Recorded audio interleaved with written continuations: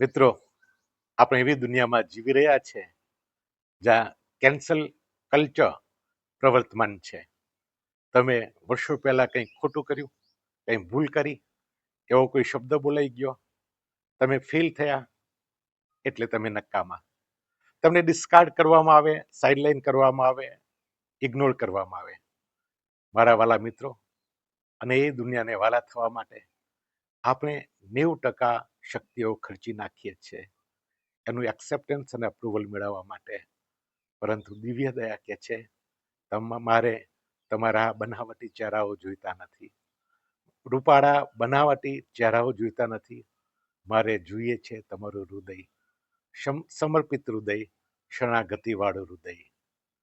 મિત્રો, દિવ્ય દયાનો રવિવાર એ ધાર્મિક કેલેન્ડરનો એક દિવસ માત્ર નથી, આ એક બળવો છે. અને એ બળવો એટલે શું? જે વિચાર છે કે તમે તમારી ભૂલોનું પરિણામ છો, તમારી ભૂલોને કારણે તમે નકામા બની ગયા છો, એ વિરુદ્ધ, એ માન્યતા, એ સોચ સામેનો બળવો. મિત્રો, ન્યાય એટલે શું? આપણો જેની ઉપર અધિકાર છે મળવું. અને દયા એટલે આપણે આપણો અધિકાર નથી, આપણે જે મળવાને પાત્ર નથી એ મળવું. અને પ્રભુ દયા રાખે છે, પ્રભુ આપણને પ્રેમ આપે છે. મિત્રો, આપણે જે હતા અને જે બની શક્યા હોત, એ બંનેને જોડતો સેતુ એટલે દયા. 1930માં સેન્ટ ફોસ્ટિનાએ આ દિવ્ય દયાની વાત કરી હતી. તેઓએ એવા લોકોની વાત કરી હતી, તેઓ ભાંગેલા હતા, તૂટેલા હતા, જેઓ નિષ્ફળ હતા, જેઓ ભૂલા પડ્યા હતા, જેઓ અંધકારમાં હતા, જેઓને લોકોએ નકામા માનીને ફેંકી દીધા હતા.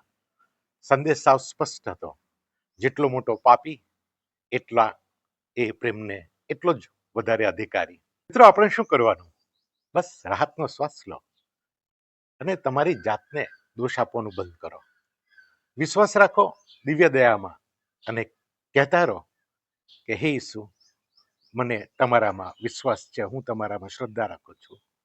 અને દયા વહેંચો, એકબીજાને માફ કરવાનું શીખતા રહો, માફ કરતા રહો. મિત્રો, દિવ્ય દયાનો સંદેશ સાવ સ્પષ્ટ છે. તમે ભલે ને ગમે તેટલા દૂર નીકળી ગયા હોય અંધકારમાં, પ્રકાશ તરફનું તમારું એક ડગલું પૂરતું છે. સૌને દિવ્ય દયાની શુભેચ્છાઓ. હેપી